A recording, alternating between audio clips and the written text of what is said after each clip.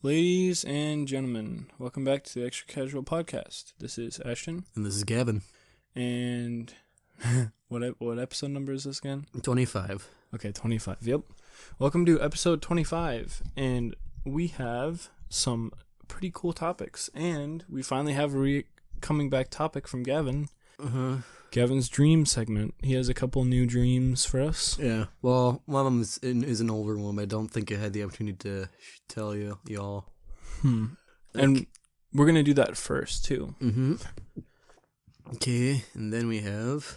Activision planning new remakes after Microsoft takeover, says CEO.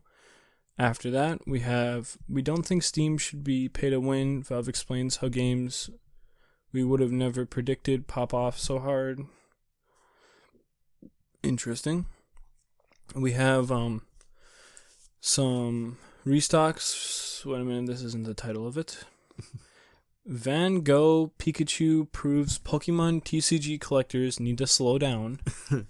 They must be finding ways to get this card before it's officially released or something and selling it at insane value. And then we have possibly, if we have some extra time, after 7 years, the most infamous meme in history of Mario speedrunning has been put to rest with a 14-hour time save. Yeah. 14 hours, wow. Speedrunning. Must have been a new discovered glitch. I mean, if it's 14 hours, it'd probably have to be a 100% speedrun. Yeah, maybe it's that Mario marathon where you have to play Sunshine 64 and Galaxy or something. Oh yeah, the those ones. Yeah, those. Well, you're gonna see that at the end, hopefully. So maybe. Listen, rate 5 stars, enjoy. Okay, time for my weird dreams. Number 1. So this one's actually kind of normal, except for the end. So it was Halloween night, and I was over at a friend's house, and Ashton was there too for some reason. Okay. And we were heading back to my place, and the apartments behind my house? Yeah.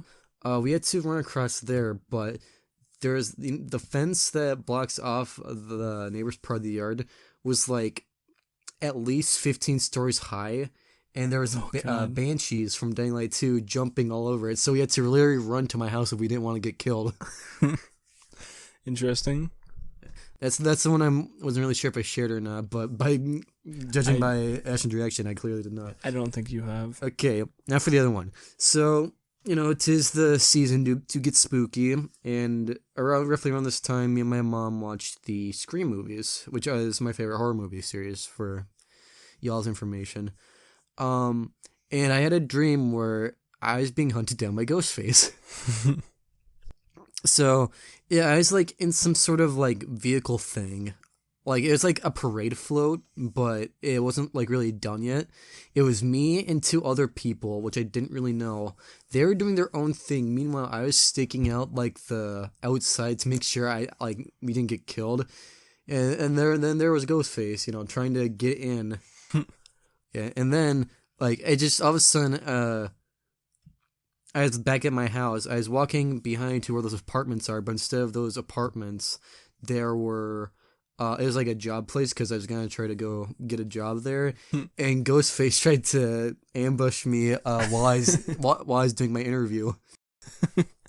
She's hold on, I got to end the interview real quick. I got to go get rid of Ghostface. God damn it, not this guy again. The ghost interview interrupter. Yeah.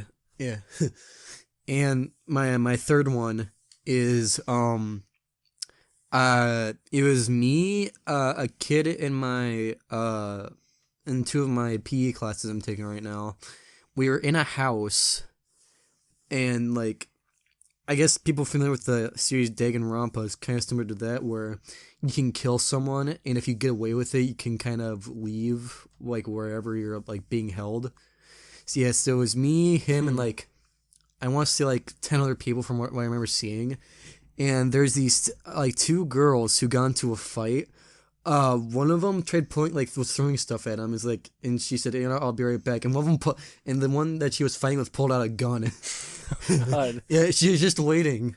And me and the guy were looking at each other. I was all right, we have to get our story straight. So if we have to explain what happened. Oh no. Yeah. I don't really remember much from then on. Like, I think I remember going, like, outside because there's, like, a big, like, kind of like a mansion in the forest. And there's, like, a creek that went around, like, the side of the house. I think I might have saw a dead body, I don't know. Do I know? I remember part of this weird dream. I'm going to cut in, intervene with my own little weird dream I had. I don't remember much, but I tend to have these reoccurring dreams where I have, like, reoccurring same, like, places in my dreams. Mm-hmm. And this one was like, it was like an empty town, but like all of the roads were attached, or like all the houses were attached to one road. So it was like a bunch of empty brick buildings basically. Mm-hmm. And then like there was always people near the start of the road, but then you would go down the road more and eventually it would like loop around back to like forming like a U shape, like a brick road empty developments or something like that. And I had this dream recently, and there's always one same thing in my dream that happens, and that's me going into a house, and, like, I go up these stairs, and then to the right of the, like, immediately to the stairs is, like, a bed area, just like a bed, and then to the other side is this little hole in the wall that looks like it couldn't be pushed, but then I push it open, and then I go in, and there's just broken video game consoles. the horror. And then, okay, so after, like, looking at the broken video game consoles, like, they're literally, like, shattered Nintendo 64s. Like, I couldn't like, recognize any of the consoles, but, like, they were definitely, like, shattered video game consoles for some reason. Mm. And not, like, broken how you'd imagine them shattered. They were, like, broken like a piece of glass shattered.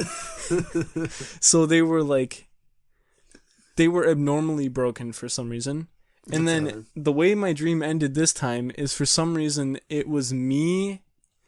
I think I was like had the pyro flamethrower, but it's not like physically me. But I just remember in the dream it randomly turned into TF2, and there was an engineer and there was a heavy, and I just remember hitting shooting the flamethrower as pyro at the heavy, and he takes a bunch of crits and then dies, and then that was it.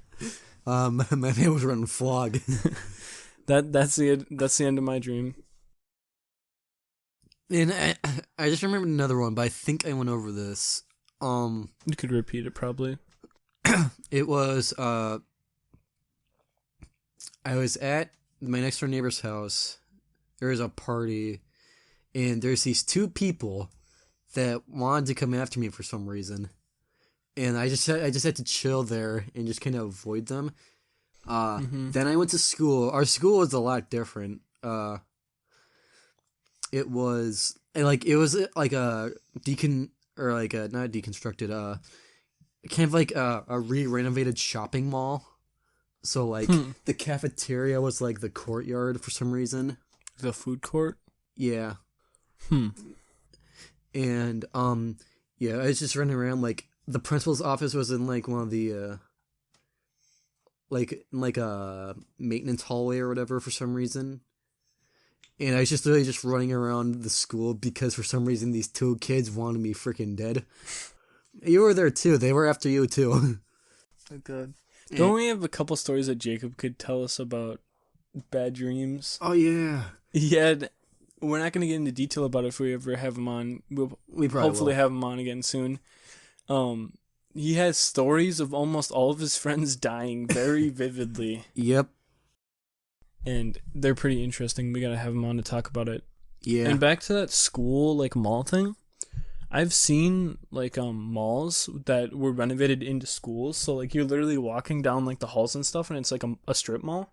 Mm-hmm. So, like, it's literally a mall, just it functions as a school. So you have all the cool, like, overview head-looking areas. Mm-hmm. That sounds super cool to be in that school. If I'm not talking like a strip mall. I'm talking like a real big one, like, you know, the Mall of America. Oh, like a big. Okay, well, maybe not big, but, like, big. Like, so big that it wouldn't even really make sense of how they could use all that, like, what space. Yeah, they just, like, cut off an eighth of it. Yeah. And then, let's see, then I was all of a sudden back in my house, and then those two followed me back to my house, and I just had to run around, like, my part of the neighborhood so they wouldn't catch me. I'm trying to recall, like, you bringing that up kind of reminded me of that dream that I just talked about. Oh, I just remembered another dream from, like, when I was, like, 12, like not even 12 years old I had. Say it. Okay, so yeah, I had this dream a while back where I was running away from Donkey Kong with the Scooby-Doo gang because he wanted to kill me for some reason. I was hiding in a house, and whenever he caught me, I'd have to try it again. Oh God. Yeah. And for some reason, like, people might have this in their dreams, but for some reason, like, even if you run really slowly. Like, you don't run at full speed. Like, I remember it feeling. It's, I felt like I was kind of like running on air, kind of, where... That's like in people's dreams, like you can never hit a punch. Yeah. And stuff like that too. Yeah, you can't. Well, I remember I actually heard about this because I was watching something and they were discussing that. It was that if your brain doesn't know how to process certain information in real life, it won't kind of translate into dreams. Like if you've never like gone to a fight in real life, you know, you've never had to throw a punch, you can't really do that in a dream. You know, never gone to a car crash or like, well, not a car crash, but... No, just like stuff you haven't experienced. Yes, stuff you haven't really experienced or you haven't been close to experiencing. Makes sense. Yeah. Got any other interesting dreams? The only other one I can think about is like one that I had when I was like definitely before like I hit double digits in age, where I was really like afraid of volcanoes for some reason, even though none live in the area that we live in. You're afraid of rogue volcanoes spawning. And what one was one just really popped up in my mom's side of the garage, and lava just started pouring out of it, and yeah, that's basically the beginning and end of it. Welcome to the Dream podcast, guys. I just thought of two more I just thought of two more dreams because of what Gavin was talking about. Do you want me to talk about them? Yeah, sure. So one of them was definitely, well, both of them are nightmares when I was younger. My first one was when I was younger, I was like, for some reason I was really scared to fall asleep. So I could hear my heartbeat like super hard. And like I was resting my ear, like putting my hand on my ear so I could like hear my like my heart kind of pulsate through my ear in a way, I guess. Mm-hmm. And I fell asleep like that. And then in my like nightmare dream I had that woke me up, I just heard it was a train. It was literally just a train. Because for some reason, stupid young me thought that my heartbeat beating super fast sounded like a train. Like the do-do-do-do-do-do-do-do-do. And then that woke me up from my nightmare. And then my other one was, I was at one of my old houses, and I used to have like a really bad fear of wolves for some reason, because at that old house there was like a reflection on the wall that looked like a wolf or like a dog or something, and it like scared me, I guess. Mm-hmm. But my dream was, for some reason my parents wanted to go on a walk in the middle of the night, okay? So like in the dream I like walk in the garage and my parents are like, "Hey, you want to go on a walk for us?" And like the garage door's open. And then all of a sudden, I think it was like I said, "Yeah, sure." They walked out of the garage as I was walking through the garage, and all of a sudden, like I've never seen a wolf before, but I guess my child mind thought that wolves were like extremely fast, like Sonic. So I didn't see the wolf, but I just saw these giant like bolting stuff across the room. Like they weren't attacking me, but they were like running around the room. And the way I can describe how like I falled or whatever in the dream is like, do you know how when you die in Half-Life, how you like have to respawn on like a save point, you don't actually respawn? Yeah.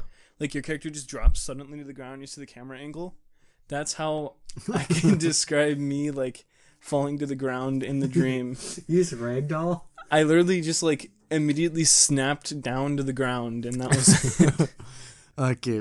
I think I remembered two more dreams. We're just gonna keep bouncing dreams off each other. So one, this is definitely like, I think I had to be in like first or second grade when I had this one. Mostly because of how early my bedtime was. And like once school was getting started, like I'd have to go to sleep at like 8:30 when the sun was still like basically up. Oh God. And anyway, so I remember I had a dream where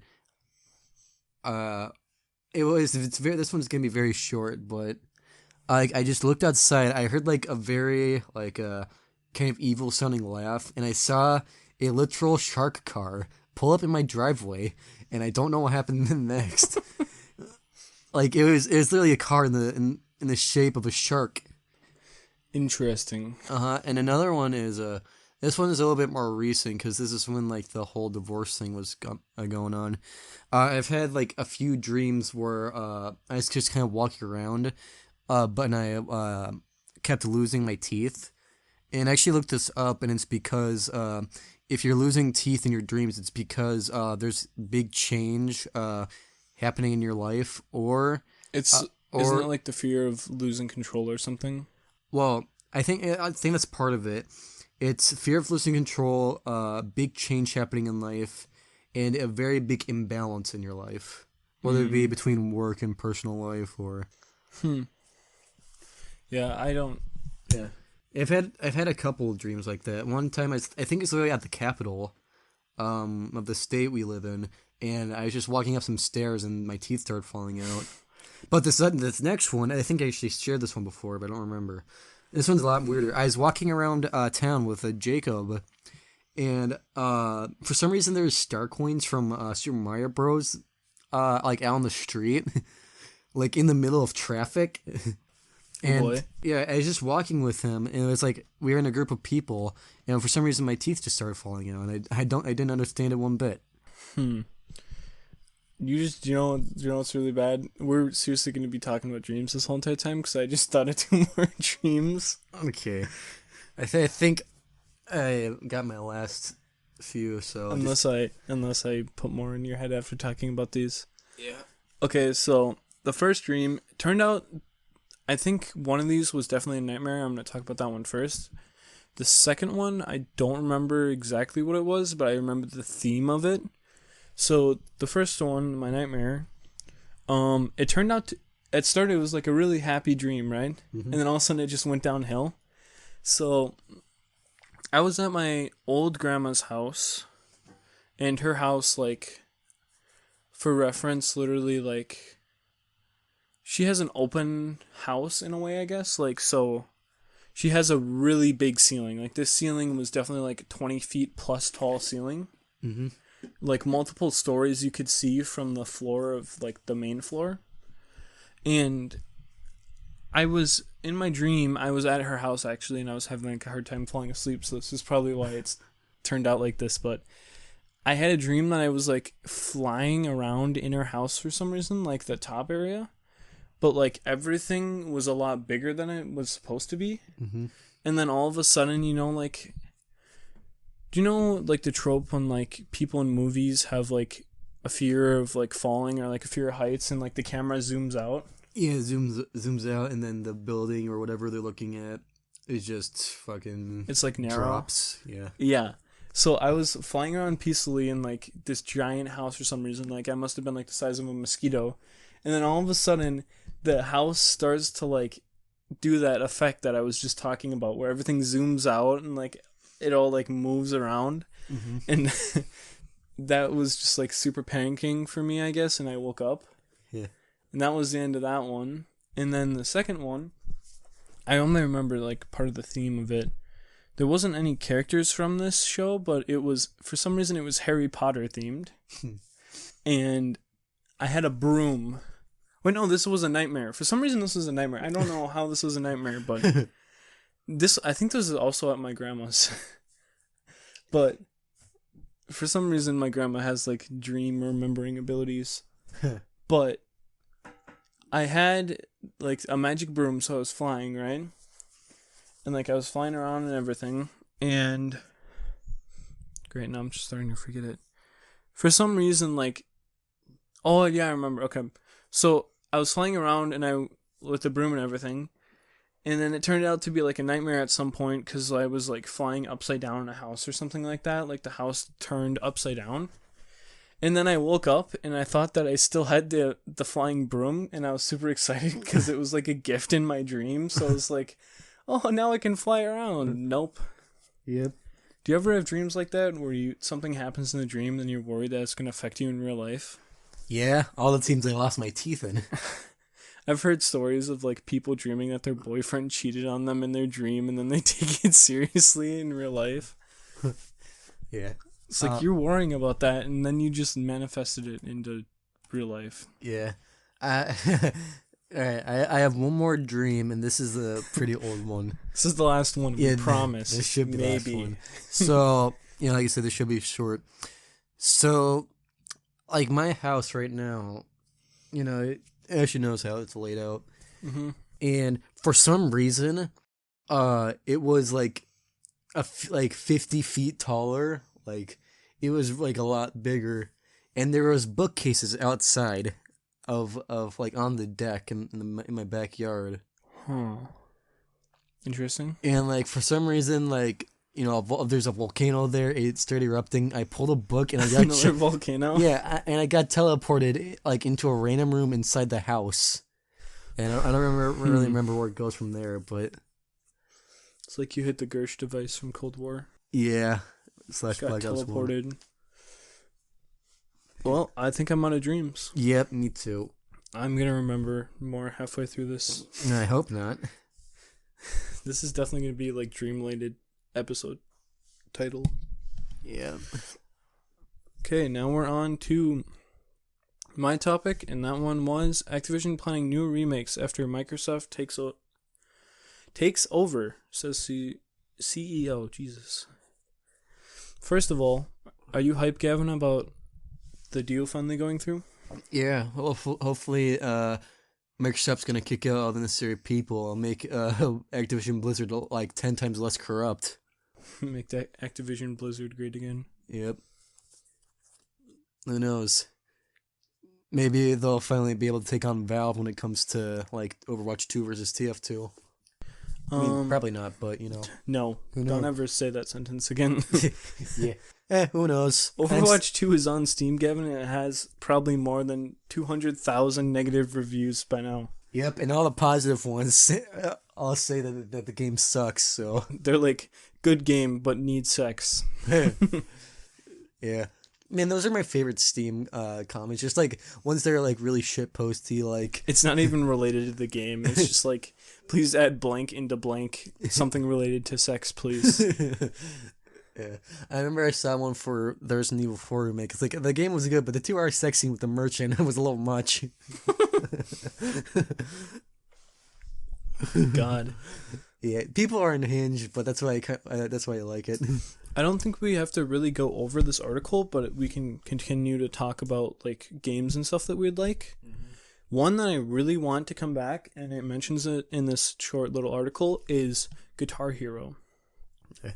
Guitar Hero coming back would be so fun. I've always wanted to play Guitar Hero, but I have the worst hand-eye coordination I think anyone could have. I used to be like a rhythm game tryhard. I would be doing like Expert Plus Beat Saber levels. I used to be able to do some Osu. I tried doing DDR. That didn't really work, but I'm down to try Guitar Hero. Yeah. Let's see. I mean, I could probably like get a Guitar Hero emulator or something on computer. Yeah, probably. Well, yeah, it's literally called Clone Hero. We've talked about it before. We have? I think the Colleen Ballinger Apology Guitar Hero video. Oh yeah, that one. That's like the very last topic we went over for that episode. Mm-hmm. Let's see. Do you know what Hexen is? Hexen? I don't think so.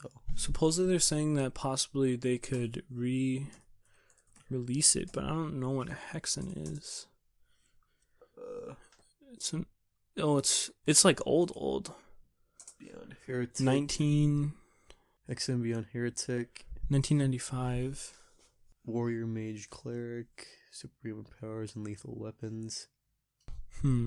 So they're saying in the article it's talking about how they are hoping a possible like revive of old IPs like Hexen and Guitar Hero.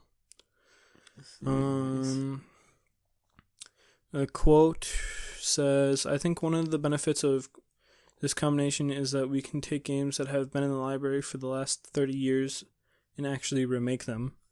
That sounds amazing. Yeah. Well, because like, isn't the statistic like I don't remember the number, but it's like extremely sad, like percent of old video games you can't play now.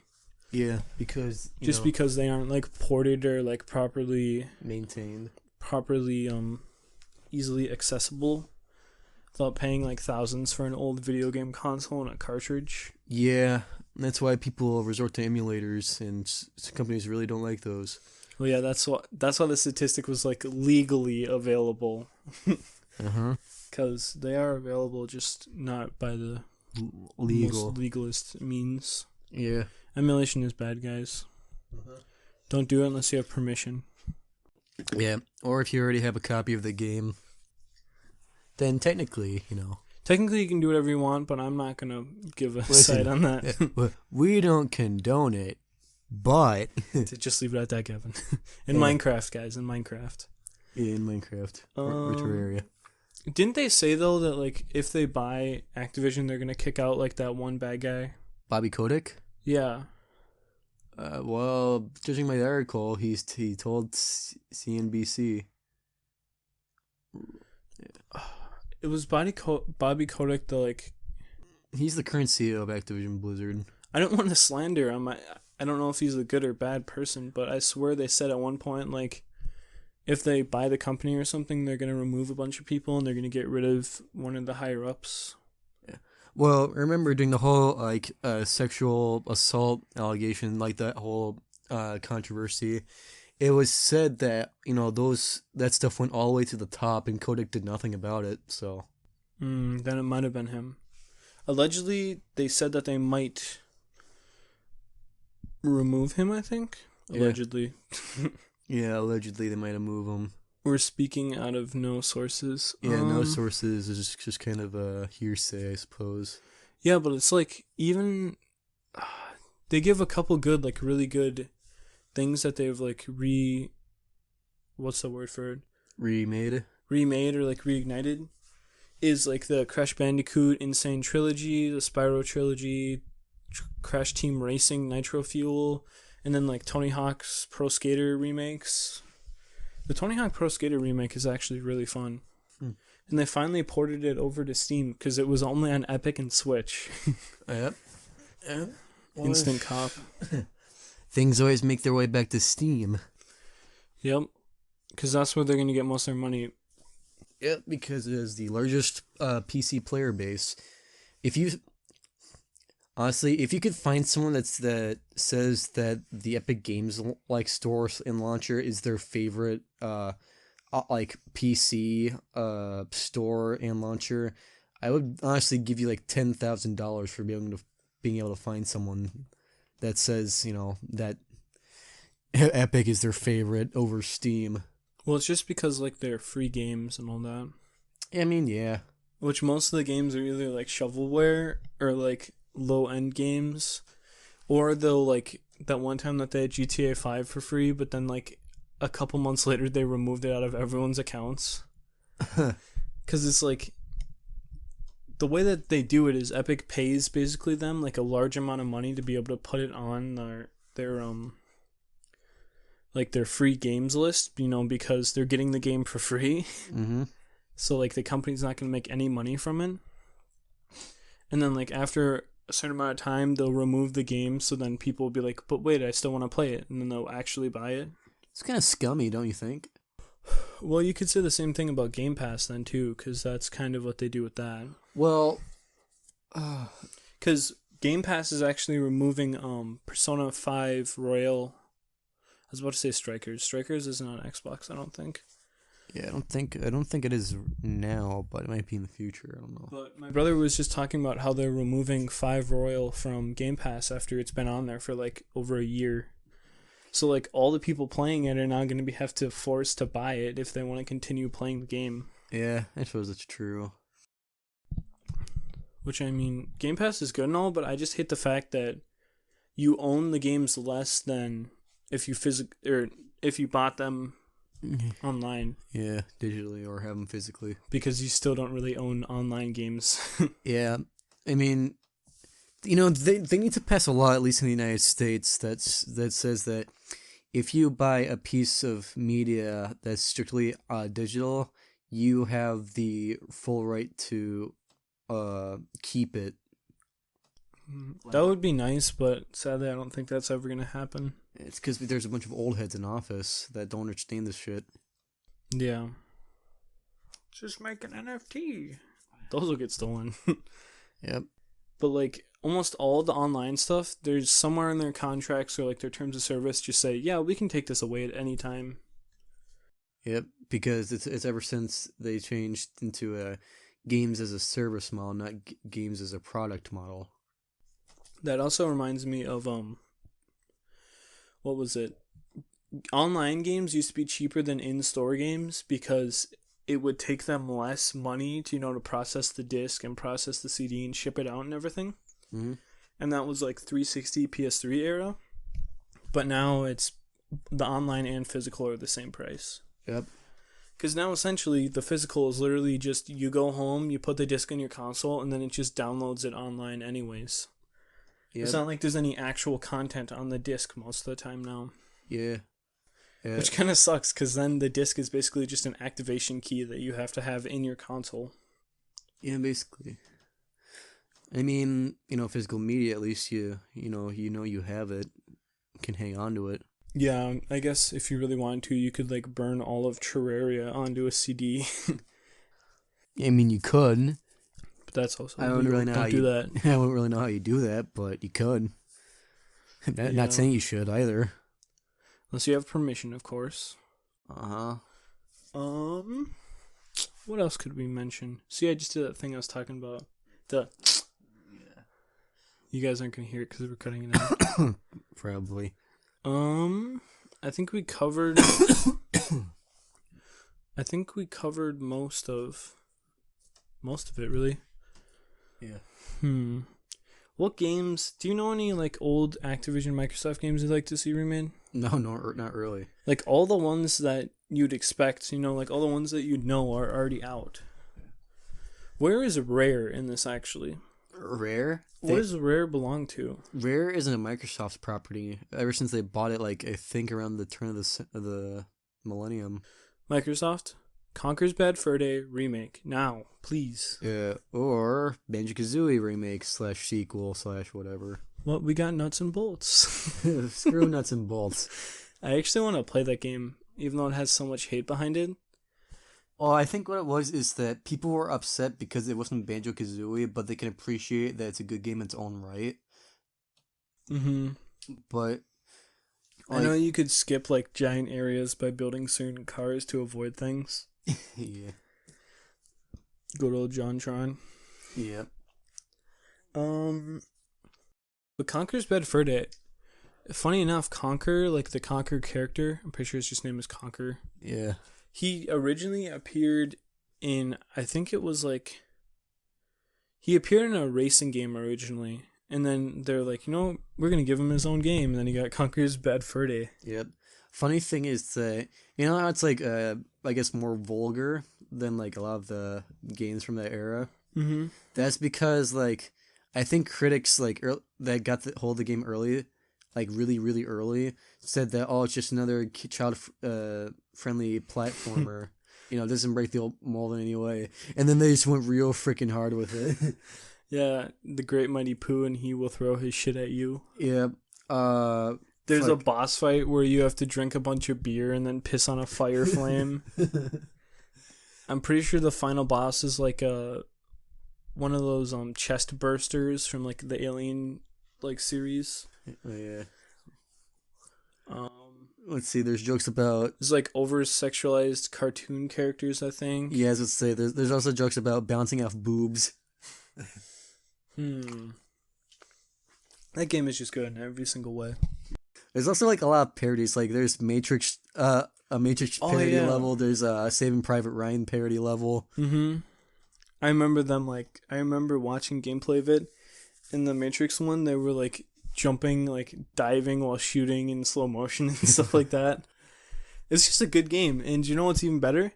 Is all the parents that watch their kids play that game didn't realize it was a bad game, really, because they see the cartoon aesthetic and then they think it's a good game for their child. Uh-huh.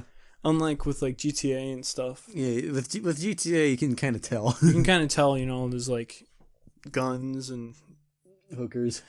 yeah, cars running over hookers. Fucking military gets called in at 6 stars. Yeah, and of course in GTA only. Yep. Shut up. We're gonna notice every single time we do it now. Yep. The little thing. Okay, this is the only time whoever's editing this part, guys, we're just editing out this sound.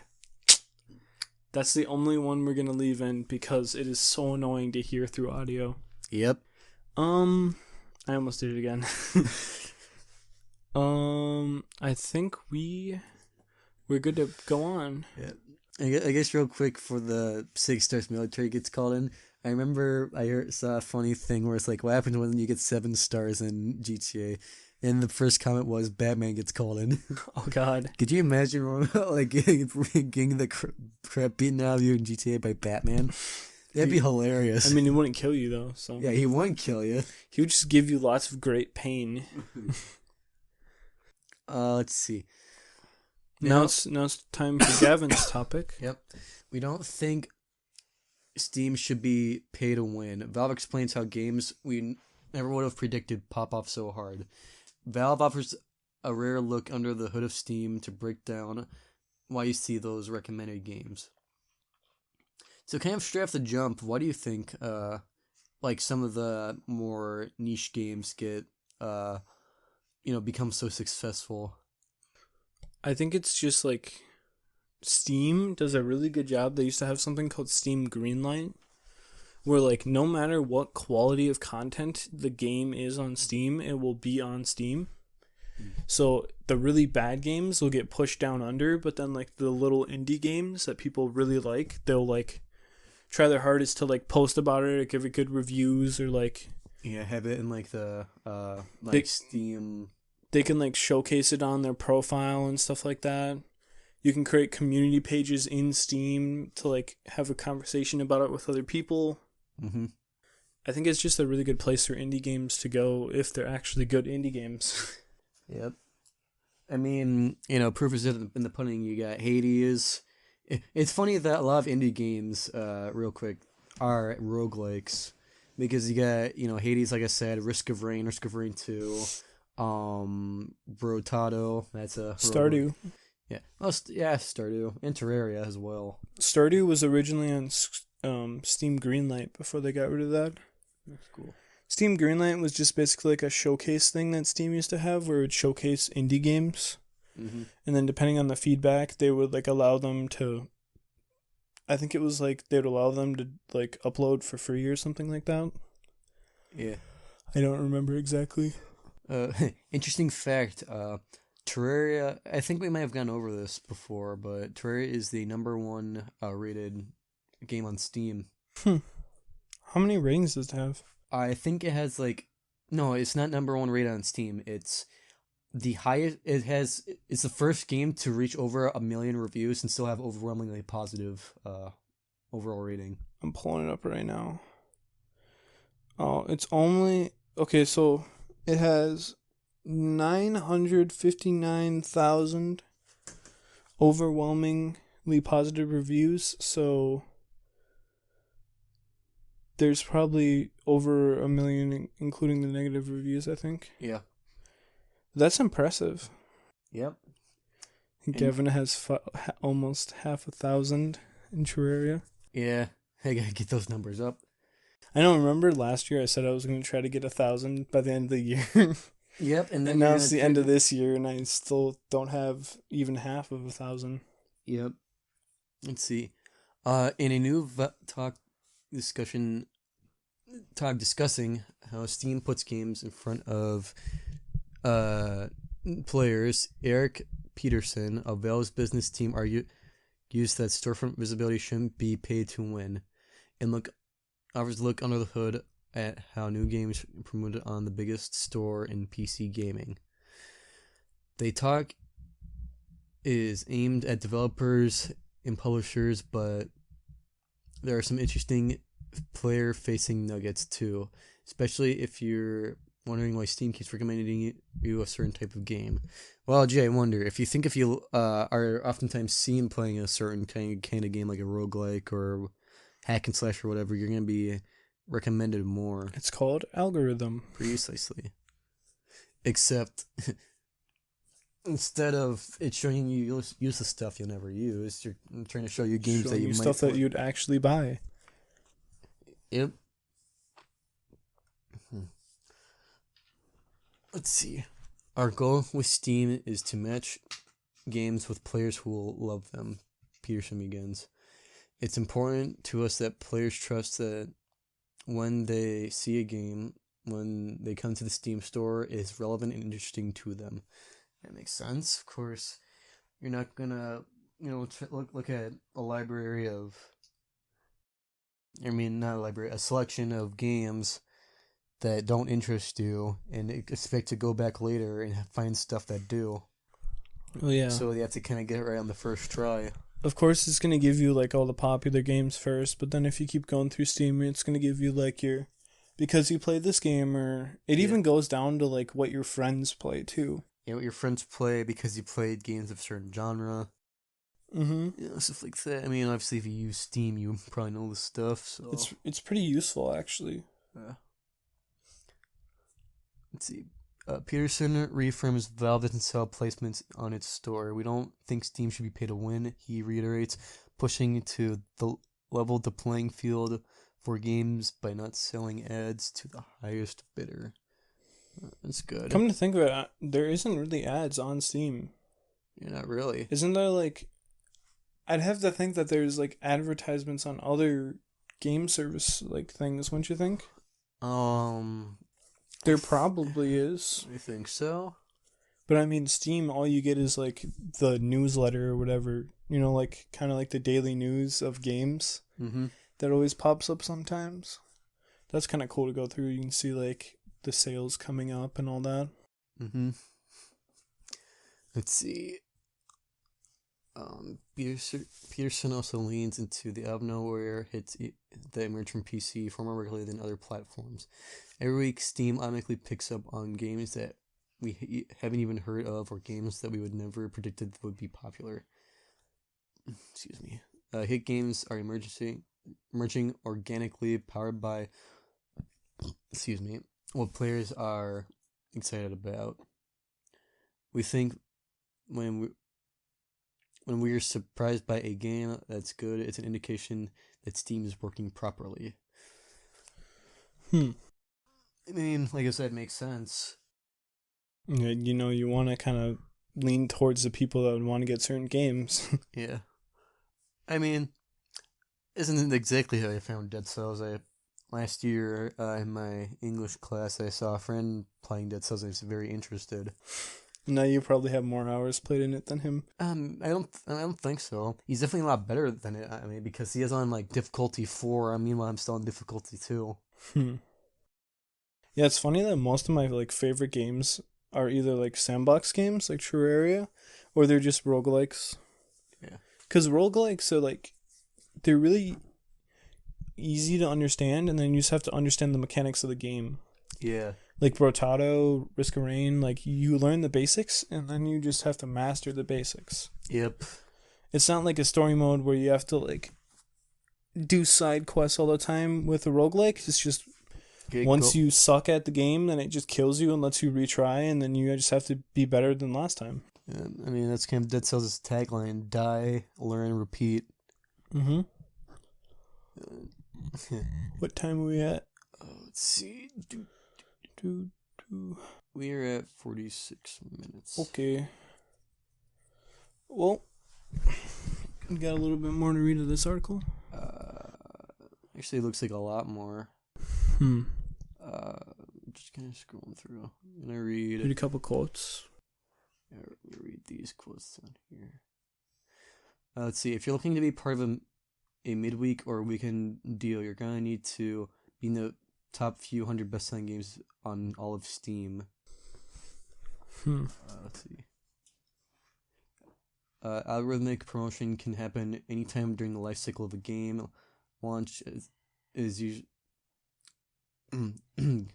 fuck. Happen during life cycle of the game. Launch is usually the biggest period, but Pearson says Steam doesn't penalize older games and, quote, never makes permanent decision about your game, even if your launch doesn't go as planned. That's good. Yeah, it doesn't discriminate. It doesn't always just pick the new stuff to push. It's not like about Steam. It's like the funny thing is about Steam is most of the games that I play are older games through Steam. Yeah. Like one of the newest games I have is probably a year old, and that's Call of Duty, MW2. Yeah. And that's the same here. And other than that, I'm just playing like old or like less demanding games, really. Yeah.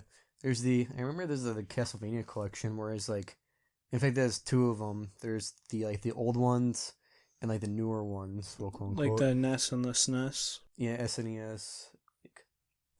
Yeah, all except for Symphony of the Night, by the way. The one that Gavin and I both wanted is not there. For some reason. I just want to play as Alucard. Why is it too hard to ask?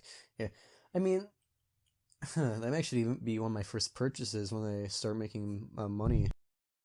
Castlevania collection?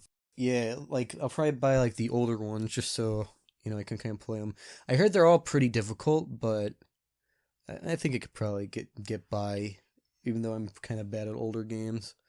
So, hey, depending on what goes on in the near future, expect to see some Castlevania gameplay. Mm-hmm. Well, do we have any more quotes? Let's see. Localization doesn't affect visibility simply because Valve is unlikely to recommend the game to people who aren't using a game that supports. So, what? So it's saying that even if it's not for your language, it's still going to recommend it? Does affect visibility simply because Valve is unlikely unlikely to recommend a game to people who aren't using languages that the game supports. I mean, yeah. That kind of makes sense. You're not going to play like a heavily story-based game, like if you speak like French or something that doesn't support French-speaking people. Dubs or subs. Yeah. Like you're not going to want to play Persona 5 if you don't like. I'm pretty sure there's like a lot of languages like I don't know if Romanian is his own language, but if you speak Romanian and the game you want to play doesn't support it, of course you're not really going to want to play because you're not going to understand what's happening. Yeah. Here's an interesting one. Early access release does not drive visibility. Steam users can even filter out early access games entirely. Early access is not a marketing tool, Peterson says, but rather a development tool. That's true. Yeah, because so many games are like, early access, guys, early access, get it now. And then like they can just say, well, the game sucks here because it's in early access, but then the game's been in early access for like 4 years. Yeah, and the big kicker is that for Modern Warfare 3, if you pre-order the game, you get early access. So you have to already buy it so you could just see if you would like it or not just by playing it. Mm-hmm. Or it gives you like 2 days to play it if you didn't buy it. Yeah.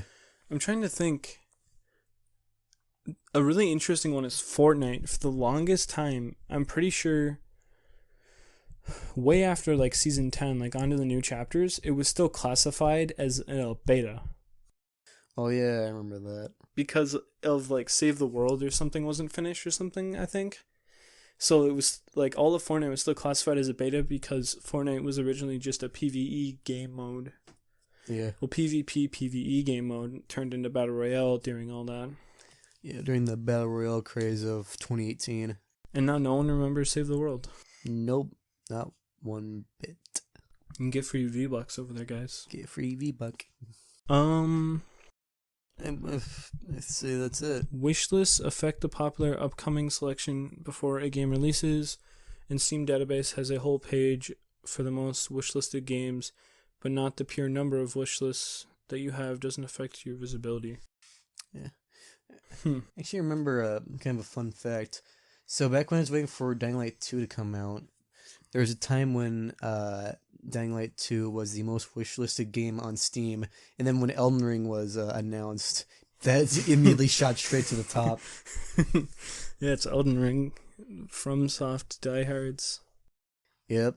Also, Game of the Year 2022, right? I think so. It better have been. Well, yeah, remember we watched it, me, you, Jacob, and I think someone else. I don't remember that much. Okay, now we're on to the last topic. Van Gogh Pikachu proves Pokemon trading card game collectors need to slow down. What do you think this is about? I think I already know what it's about. Well, judging by the first little bits, I'm thinking it's about people, scalpers specifically, buying up all these cards and jacking up the prices. So, the diehard fans will, they'll do what they have to do to get these. I compare it like, especially the Pokemon TCG, like collectors or players or whatever, to kind of like crack addicts. They'll do whatever it takes to get the next hit. They're just gamblers too. Yep, that too. Yeah, they seriously. I remember I got persuaded into by Pokemon like RNG gods.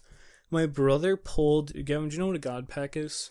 I think, is it like an actual thing or is it more of a concept? It's more of a concept. I don't think it's actually coined by Nintendo or like by Pokemon, because then it would confirm that it's a thing that happens. Okay, I think I have an idea. I think where it's like you get just insane luck on a pack. Like the pack is basically rigged to help you. So, like if you buy a box, right? There's like 6 packs of cards in there, like the sleeves, Mm-hmm. So you get like 36 cards, I think, in total, and you're supposed to get like one ultra rare, let's say, for those amount of packs. My brother pulled, it was like 4 ultra rares out of the 6 packs, and they were like back to back. So I bought, out of like persuasion from like him getting super lucky, I was like, you know what, I'm gonna go buy 2 packs. And you got I none? dropped like 60 to $70, got barely anything. I used to have it up on my wall somewhere, but I got like one cool looking card out of it, and my brother got like 3 to 4 out of his one box. Lucky bastard. Yeah. But now let's actually get into article.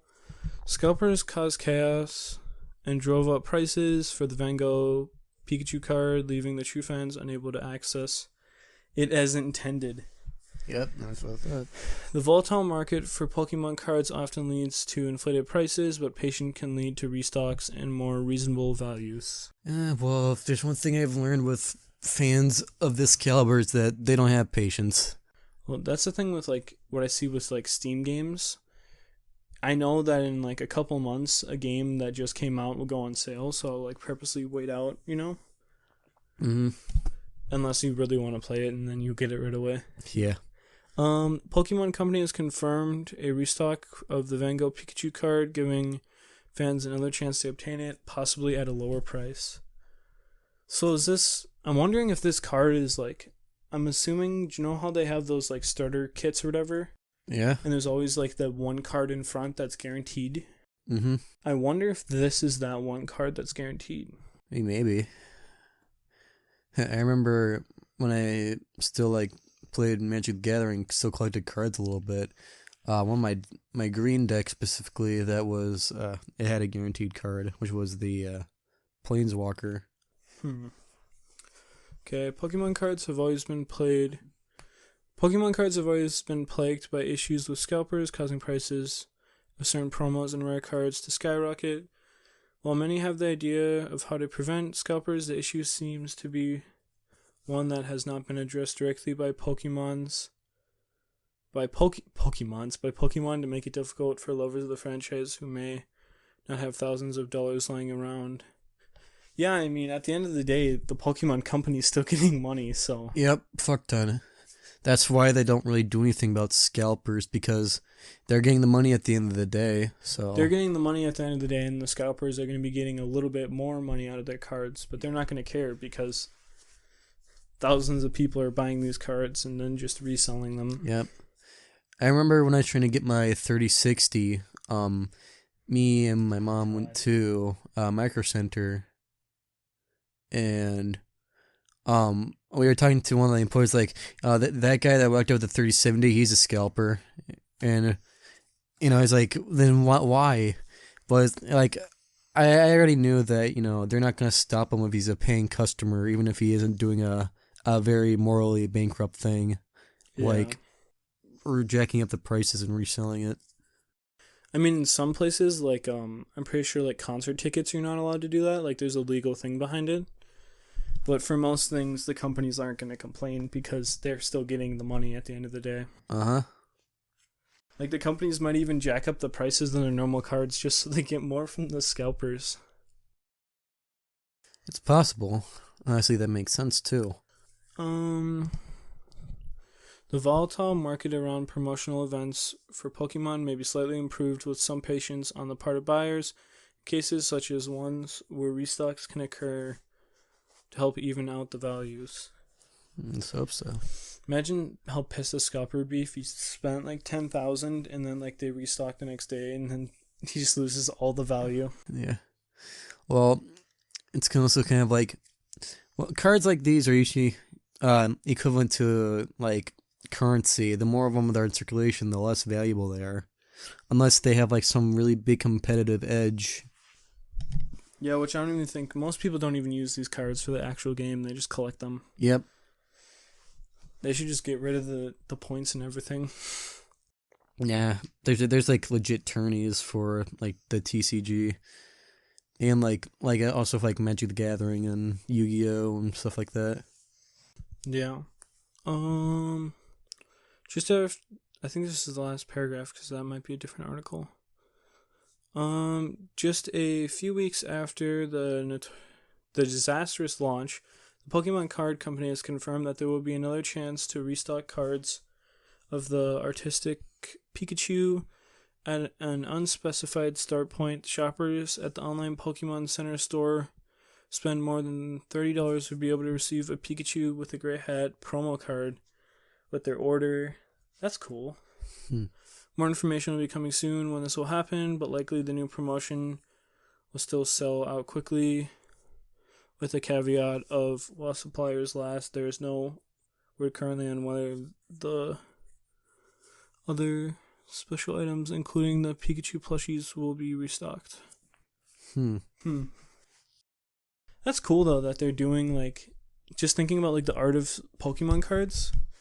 Like they used to do back in the old days, they used to do like the claymation cards and everything. Mm-hmm. They made everything out of clay. And then they did more realistic styles. And then they did like the McDonald's cards. There were some really cool ones with those. I remember I got a McDonald's card. That was a long time ago. I'm remembering there used to be like a Pokemon Island set where there was a binder and then there was a Pokemon Island like exclusive card collection that would have all the cards. So like on the front and the back of the binder there was like Pokemon all around, and then those were taken as actual cards, so you would try to like collect all the ones in the image. That's cool. And there was like Mew, Pikachu, like Butterfree. Yeah, super cool. I don't think I've ever seen that one. I have the binder if you want to see it. Actually, it's really cool. Sure. It's like old and like warped, because my brother put it by the vent. Oh yeah. But it was just super cool, like the art behind the cards. And then they have like little lore dumps in them too. Trying to think. Oh yeah, back when they had the claymation cards, there was Ditto cards that were camouflaged as actual Pokemon.